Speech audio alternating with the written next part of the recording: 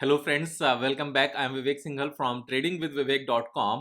और आज हम बात करने वाले हैं आरती इंडस्ट्रीज लिमिटेड के बारे में। आरती इंडस्ट्रीज को लेकर कुछ अच्छी बातें हैं जो मैं आपके सामने शेयर करूंगा। इसमें बिजनेस भी एक बार देखेंगे, फाइनेंशियल्स भी देखेंगे और टेक्निकल एनालिसिस भी करेंगे, क्योंकि बिजनेस को समझने के बाद हमें पता चलता है कि ये बिजनेस आने वाले टाइम में ग्रो करेगा या नहीं करेगा। और फाइनेंशियल्स को देखकर हमें कंपनी की उस पर्टिकुलर सेक्टर में क्या कितनी हमारी पकड़ है वो पता चलती है, और टेक्निकल्स के बेस पर पता चलता है कि is it the right level to buy the stock और नॉट। तो तीनों चीजों का जब कॉम्बिनेशन बनता है तो यहाँ पर ओवरऑल मार्केट के नीचे जाने की वजह से अगर स्टॉक प्राइस नीचे चला जाए तो हमें घबराहट नहीं होती। हमें पता होता है कि हमने इसको किस बेस पर परचेज किया है। कभी भी किसी भी स्टॉक को बाय करने से पहले इस बात का पता होना कि स्टॉक्स को हम बाय कर क्यों रहे हैं, इस पर्टिकुलर शेयर को इस प्राइस पर क्यों बाय कर रहे हैं, उस चीज का पता होना सबसे ज्यादा इंपॉर्टेंट है। और यही चीज जितने भी स्टॉक ट्रेडर्स एंड इन्वेस्टर्स हैं उनके सक्सेस को यहाँ पर आगे लेकर जाते हैं, और वो सक्सेसफुल बने रहते हैं जब तक वो इन तीनों चीजों को एनालाइज करके रखते हैं। तो सबसे पहले जहां तक बिजनेस की बात करें तो जो कंपनी की वेबसाइट है इसके ऊपर सीधे जाते हैं। हम सबको पता है this is a chemical industry business, और केमिकल बिजनेस में we globally rank among the top 4 in 75% of our portfolio. तो यहां पर जो कंपनी का पोर्टफोलियो है, वो पोर्टफोलियो क्या है? कंपनी का पोर्टफोलियो है उसके प्रोडक्ट्स। यहां पर ये इक्विटी में डील नहीं करते हैं, इक्विटी पोर्टफोलियो नहीं है। कंपनी के अपने प्रोडक्ट्स हैं। हालांकि ये बात सबको पता है, लेकिन अगर कुछ लोगों को नहीं पता है, मैंने इसलिए इस बात को रिपीट किया है।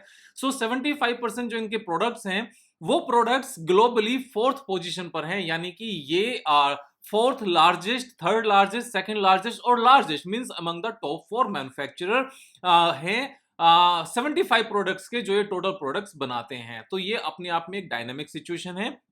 अगर हम ओवरऑल ये देखने लगे कि इंडिया कौन सी रैंकिंग पर है केमिकल इंडस्ट्री में, so top 10 chemical producing countries in the world are number 1 USA, number 2 Germany, Russia, China, Japan, UK, Italy, France, India and then Brazil. काफी लोग ये समझते हैं कि जो केमिकल है, केमिकल एक्चुअल में यहाँ पर जो केमिकल को प्रोड्यूस करने वाली जो कंट्रीज हैं वो डेवलपिंग कंट्रीज हैं, क्योंकि ये थोड़ा सा पोल्यूशन ज्यादा क्रिएट करती हैं। तो ऐसा नहीं है। जो स्पेशलिटी केमिकल्स हैं, स्पेशलिटी केमिकल्स जितने भी हैं वो सारी यहाँ पर डेवलप्ड कंट्रीज ही प्रोड्यूस करती हैं। और इंडिया की जो रैंकिंग है वो 9th है, और ये 9th रैंकिंग एक्चुअल में काफी अच्छी होने वाली है आने वाले टाइम में, क्योंकि यूरोप की सिचुएशन ओवरऑल अच्छी नहीं है। शायद वहां पर ग्रोथ देखने को नहीं मिलेगी, लेकिन वर्ल्ड में जो स्पेशलिटी केमिकल्स की जो कंजम्पशन है वो लगातार बढ़ती रहेगी। अगर हम जर्मनी की बात करने लगे तो जर्मनी में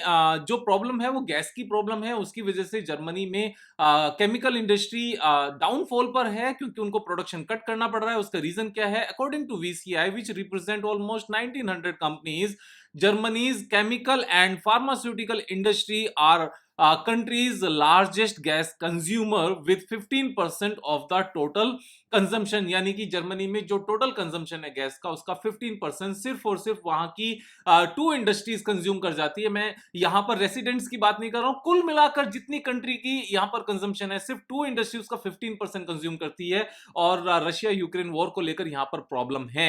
इसी के चलते Germany chemical production to slump 8.5% this year. Again ये जो न्यूज है ये वीसीआई की तरफ से ही है, उनके डेटा के हिसाब से है। तो अगर 8.5% प्रोडक्शन यहां पर जर्मनी कम करती है तो इसकी भरपाई यहां पर कौन करेगा? इसकी भरपाई दूसरी इमर्जिंग इकोनॉमी ही करेगी, जहां तक मेरी समझ है। और खास तौर से आरती इंडस्ट्रीज जैसी कंपनी जो इनका पोर्टफोलियो है उसमें 75% प्रोडक्ट्स में फोर्थ लार्जेस्ट मैन्युफैक्चरर हैं वर्ल्ड ओवर। तो ये चीजें सारी अच्छी हैं। अभी हाल फिलहाल में एक यहाँ पर सिचुएशन आई है, कंपनी में एक इवेंट था। वो इवेंट था कि इन्होंने डीमर्ज किया है।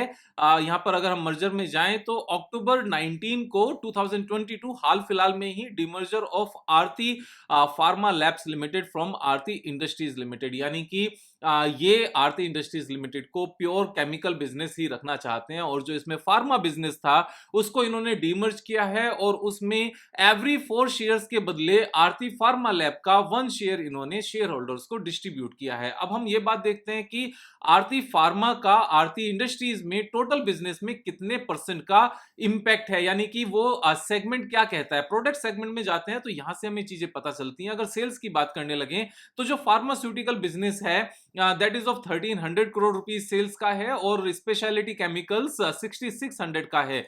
तो ये ऑलमोस्ट टोटल बिजनेस कितना हुआ, टोटल बिजनेस हमारा यहाँ पर 8000 करोड़ के आसपास हुआ। 8000 करोड़ में से 1300 यानी कि 18%, 17-18% के आसपास की सेल्स है फार्मा बिजनेस की, जो यहाँ से स्पिन ऑफ हो रहा है, यानी कि डिमर्ज हो रहा है कंपनी से। अगर हम यहाँ पर प्रॉफिटेबिलिटी की बात करने लगे तो टोटल प्रॉफिटेबिलिटी जो 1900 करोड़ की है, 1900 करोड़ में से सिर्फ 220 करोड़ ही फार्मा का है, यानी कि फार्मा यहां पर उतना अच्छा प्रॉफिट जनरेटिंग बिजनेस नहीं था इस इंडस्ट्री का, उसको अलग किया जा रहा है। तो ओवरऑल अगर इसको भी देखें तो 11-12% के आसपास ही total profit before income tax and interest का यहां पर इंपैक्ट आएगा। तो यानी कि टोटल प्रॉफिट का कितना आएगा, टोटल प्रॉफिट का ऑलमोस्ट 11-12% ही यहां से स्पिन ऑफ होगा, डिमर्ज होगा। बहुत बड़ा इंपैक्ट नहीं है, ऐसा नहीं है कि हाफ डिवीजन इनकी यहां से डिमर्ज हो रही है, इतना इंपैक्ट नहीं है। लेकिन अगर हम यहां पर कैपिटल एम्प्लॉयड की बात करने लगे तो कैपिटल एम्प्लॉयड ऑलमोस्ट सेल्स के हिसाब से है, यानी कि जो टोटल कैपिटल है कंपनी के पास वो ऑलमोस्ट यहां पर देखा जाए तो 8000 करोड़ के आसपास है। 8000 करोड़ में से 1400 करोड़ यहां पर फार्मा की है, तो यहां से निकल जाएगी और ये फार्मा कंपनी अलग से कंपनी बन जाएगी। तो इसका इंपैक्ट ऑलमोस्ट अगर हम कैपिटल एम्प्लॉयमेंट की बात करने लगे 18% के आसपास है। यहां अगर हम देखें तो 19 ऑफ अक्टूबर को ये स्टॉक प्राइस सीधा सीधा नीचे आया, और कितना नीचे आया लास्ट क्लोजिंग से, ऑलमोस्ट यहां पर ओपन हुआ 18% के आसपास। 18% ओपन होने के, यानी कि उससे पहले जो ट्रेड कर रहा था वहां से अगर हम काउंट करने लगे, लेकिन बंद होते होते ये सिचुएशन इंप्रूव हुई और ये 13% के आसपास लोअर लेवल पर क्लोज हुआ। यानी कि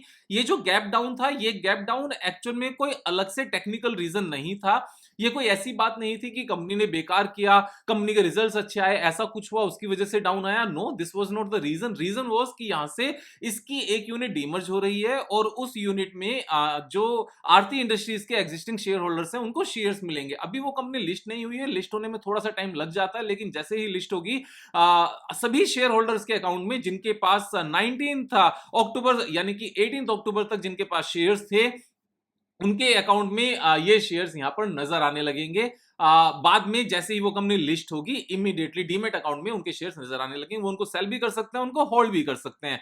तो यहां पर ये जो डाउन साइड है, ये कोई प्राइस की यहां पर वीकनेस नहीं है, बल्कि ये एक डीमर्जर की वजह से स्टॉक प्राइस नीचे आया है। लेकिन अच्छी बात क्या है, यहां पर स्ट्रॉन्ग पॉइंट क्या है कि जो स्टॉक प्राइस नीचे आया है उसके बावजूद भी जो एक स्ट्रॉन्ग सपोर्ट है यहां पर, जो पहले रेसिस्टेंस था, रेसिस्टेंस के बाद यहां से ब्रेकआउट हुआ, ब्रेकआउट के बाद यही लेवल यहां पर एक सपोर्ट बन गया 2 टाइम्स, और वापस से इसने सेम लेवल पर सपोर्ट ली। तो ये स्ट्रॉन्ग लेवल पर इसने सपोर्ट ली है। उससे पहले अगर हम एक बार फाइनेंशियल्स की बात करने लगे तो फाइनेंशियल्स में हम यहां पर साफ साफ देख सकते हैं कि कंपनी ने हाईएस्ट एवर यहां पर सेल्स रिपोर्ट की है, और हाईएस्ट एवर ही यहां पर नेट प्रॉफिट रिपोर्ट किया है। ये ट्रेलिंग 12 मंथ्स की हम यहां पर बात कर रहे हैं। ट्रेलिंग 12 मंथ्स मींस लास्ट के 4 क्वार्टर्स। और अगर हम क्वार्टर लेवल पर भी बात करने लगे तो जून क्वार्टर के जो रिजल्ट्स हैं वो हाईएस्ट एवर हैं, यानी कि लास्ट ईयर के सेम क्वार्टर में 165 करोड़ का यहां पर नेट प्रॉफिट था, जो अभी 189 हो गया है, यानी कि इंक्रीज हुआ है। और लास्ट ईयर जून क्वार्टर में जो 1300 करोड़ का यहां पर सेल्स थी, that has gone up to 1972 crore. तो यहां पर 30% से ज्यादा की यहां सीधी सीधी उछाल है। एक अच्छी खासी ग्रोथ है नेट प्रॉफिटेबिलिटी में भी और सेल्स में भी। अगर हम ओवरऑल ग्रोथ की बात करने लगे, लास्ट 10 ईयर्स में जो सेल्स है that has gone to 5 times, 1449 crore से इंक्रीज होकर 7655 करोड़ हो गई है। और net profit has gone up to 15 times, more than 15 times, 82 crore से बढ़कर 1300 करोड़ हो गई है। एक बात हमेशा मेरे ध्यान रखना, जितने भी खर्चे होते हैं वो दो तरह के होते हैं, fixed expenses and variable expenses, जो वेरिएबल एक्सपेंसेस हैं वो सेल्स इंक्रीज होने के साथ साथ बढ़ते रहते हैं, लाइक रॉ मटेरियल, लेकिन जो फिक्स्ड एक्सपेंसेस हैं वो सेल्स के साथ नहीं बढ़ते, वो कांस्टेंट रहते हैं। और उसका रिजल्ट क्या निकलता है? रिजल्ट ये निकलता है कि अगर सेल्स डबल होती है तो नेट प्रॉफिट डबल से ज्यादा होता है, और ये चीज हम यहां पर देख भी सकते हैं। और अगर हम बैलेंस शीट की बात करने लगे, they have always increase their fixed assets, वो 10 टाइम्स इन्होंने कर लिया है। और अच्छी बात यह है कि अभी भी कैपिटल वर्क इन प्रोग्रेस में इनके पास अच्छा खासा यहां पर स्कोप है, यानी कि आने वाले टाइम में जो इनकी सेल्स है वो बढ़ेगी, क्योंकि इनकी फिक्स्ड एसेट्स यहां पर बढ़ेगी। पॉइंट ये आता है विवेक भाई, जो ये CWIP नजर आ रहा है, इसका कितना पोर्शन केमिकल बिजनेस से रिलेटेड है जो इसी कंपनी में रह जाएगा, और कितना पोर्शन ऐसा है जो फार्मा कंपनीज में निकल जाएगा। तो इसके लिए हम क्या करते हैं, एक बार इनकी जो लेटेस्ट प्रेजेंटेशन है उसको मैंने क्लिक किया, ओपन किया, और यहां पर सर्च करने का बड़ा सिंपल सा ऑप्शन है, हम कैपेक्स करके सर्च करते हैं तो कैपेक्स से रिलेटेड सारी चीजें यहां पर निकल कर आ जाती हैं। अभी आप यहां पर एक बार और करते हैं, यस एग्जैक्टली, तो हमें यहां पर डिटेल मिल गई है, और डिटेल में इन्होंने क्या लिखा हुआ है, FY 23-24 यानी कि जो आने वाला ईयर है उसमें ये किस तरीके से एक्सपेंशन करने वाले हैं। And capex of about 2500 to 3000 crore for chemical business and 350 to 500 crore for pharma business, यानी कि फार्मा बिजनेस में बहुत ज्यादा यहां पर कैपेक्स एक्सपेंशन नहीं है, जो स्पिन ऑफ हो रहा है, जो डिमर्ज हो रहा है, और जो एग्जिस्टिंग कंपनी है 2500 to 3000 करोड़ की, वहीं पर इनका मेन एक्सपेंशन है। अब जब ये मेन एक्सपेंशन यहां पर है तो यानी कि जो एग्जिस्टिंग कंपनी है ये यहां से लगातार ग्रो करती रहेगी। अगर हम शेयर होल्डिंग पैटर्न की बात करने लगे, बिल्कुल कंसिस्टेंट शेयर होल्डिंग पैटर्न है। स्ट्रॉन्ग हैंड्स में पहले भी सेम था, पब्लिक में अभी भी 27% था, और अभी भी ऑलमोस्ट 27-28% ही है। 75% 73% स्ट्रॉन्ग हैंड्स में है। स्ट्रॉन्ग हैंड्स में शेयर्स का होना एक अच्छी बात है, यानी कि जो इन्वेस्टर्स हैं, जो लार्ज स्केल इन्वेस्टर्स हैं, इंक्लूडिंग प्रोमोटर्स, DIIs, FIIs, इनके पास मेजोरिटी शेयर होल्डिंग्स हैं, यानी कि बिजनेस अच्छा करता रहेगा, इस बात को प्रिज्यूम किया जा सकता है। तो ये सारी चीजें यहां पर अच्छी हैं। टेक्निकल को अगर हम लेकर एक बार बात करने लगे कि टॉप से लेकर अभी तक शेयर प्राइस कितना डाउन है, टॉप से लेकर शेयर प्राइस की अगर डाउन की बात करने लगे, दिस इज 42% डाउन। इस 42% डाउन में ऑलमोस्ट 13% का फॉल हम ये भी काउंट कर सकते हैं जो रिसेंटली आया है, जो लैब जो इनकी फार्मा कंपनी है उसके डीमर्जर की वजह से है।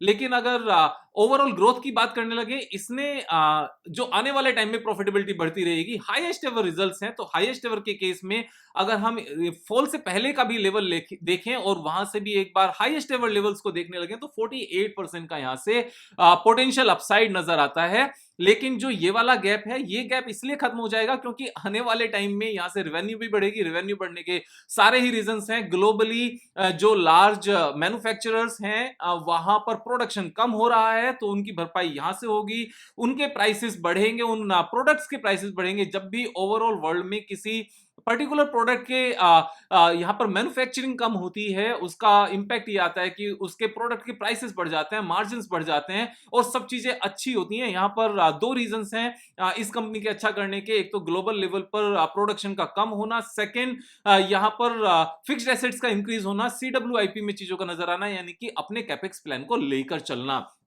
तो ये सारे रीजंस हैं। वापस से अगर टॉप पर करंट लेवल से अगर हम टॉप पर देखते हैं एग्जैक्टली टोटल कि कितने परसेंट का यहां से ग्रोथ नजर आता है, ये गलत मैंने यहां से टूल सिलेक्ट किया, कोई बात नहीं। यहां से 70% का सीधा सीधा स्कोप है। अब अगर 70% 2 इयर्स भी लग गए वापस पहुंचने में, वैसे तो आई कैन बेट 2 इयर्स नहीं लगेंगे, लेकिन अगर 2 इयर्स लग भी गए तो भी ये 35% का एवरेज रेट ऑफ रिटर्न आता है। अगर हम कंपाउंडिंग भी देखने लगे तो 32% 33% के आसपास का ये ग्रोथ आता है, 30% प्लस आता है। तो ये अपने आप में एक अमेजिंग इन्वेस्टमेंट है, क्योंकि कंपनी हर तरीके से अच्छी है। यहां पर रिटर्न ऑन कैपिटल एम्प्लॉयड 22.5% है, 22.1% है, और जो डेट इक्विटी रेशियो है वो भी अंडर कंट्रोल है। और ये डेट इक्विटी रेशियो 0.44 तब है जब कंपनी ओवरऑल एक्सपेंशन मोड में है, और CWIP में यहां पर 1500 करोड़ के आसपास का अमाउंट है, जो टोटल फिक्स्ड एसेट्स का 1/3 के आसपास है। इतना बड़ा एक्सपेंशन करने के बाद भी कंपनी अपने जो डेट है, जो रिसेंट डेट था, उसको मेंटेन कर पाई है। ये सारी बातें अच्छी हैं। एक और मैं आपको कॉर्पोरेट एक्शन बताता हूं कि हाल फिलहाल में इन्होंने यहां पर क्वालिफाइड इंस्टीट्यूशनल प्लेसमेंट किया था जून में एट ए प्राइस ऑफ 850, और 850 अगर हम टेक्निकल चार्ट पर देखने लगे तो कहां कहां पर नजर आता है 850 हमारा ये लेवल है ऑलमोस्ट, यानी कि जून में इन्होंने किया था, this was the level almost 850। हम एक बार एग्जैक्टली मार्क कर लेते हैं तो थोड़ा सा अच्छा रहेगा। ये लेवल था, यानी कि डीमर्जर से पहले वाला लेवल था, डीमर्जर से ऊपर का लेवल था। अब जब जिन लोगों ने 850 पर बाय किया है वो ऑफ कोर्स इंस्टीट्यूशनल इन्वेस्टर्स हैं, वो उनको यहां पर 850 का प्राइस अच्छा लग रहा होगा, तभी उन्होंने ग्रोथ स्टोरी में यहां पर पार्टिसिपेंट किया है, यानी कि वो भी तो कमाने बैठे हैं। तो ये सब चीजें यहां पर सपोर्ट करती हैं और मेरे हिसाब से सब कुछ अच्छा है। लेकिन आपने कोई भी ट्रेड लेना है अपनी समझ के हिसाब से लेना, मेरे हिसाब से यहां पर सीखना है। सीखने के मैंने आपको दोनों तरीके बताए हुए हैं। यहां पर जितनी भी YouTube वीडियोस हैं ऑल आर फ्री, यहां पर कोई सब्सक्रिप्शन नहीं है, कोई चार्जेस नहीं है, और मैं अपने सारी डिटेल में वीडियोस बनाकर आपको सिखाता हूं कि किस तरीके से हमें बिजनेस वाली इंफॉर्मेशन को गैदर करना चाहिए, फाइनेंशियल्स में किस तरीके से कैपिटल एक्सपेंडिचर को देखना चाहिए, उसका इंपैक्ट देखना चाहिए, कौन से सेगमेंट से कितना रेवेन्यू है, कितनी प्रॉफिटेबिलिटी है वो देखना चाहिए, बाकी चीजें कितनी इंपॉर्टेंट है, टेक्निकल चार्ट पर किस तरीके से सपोर्ट एंड रेसिस्टेंस नजर आता है। अगर ये यहां से थोड़ा सा नीचे आता भी है तो जो नेक्स्ट स्ट्रॉन्ग सपोर्ट है वो बिल्कुल पास में ही है, 598 ऑलमोस्ट 600 के आसपास है, जो सिर्फ और सिर्फ 20% यहां से डाउन है। बहुत ज्यादा डाउन नहीं, 20% नहीं 15% डाउन है। अगर हम एग्जैक्टली इसको मार्क भी करने लगे करंट लेवल से लेकर अगर नीचे आता है 12% के आसपास डाउन है, दैट्स इट।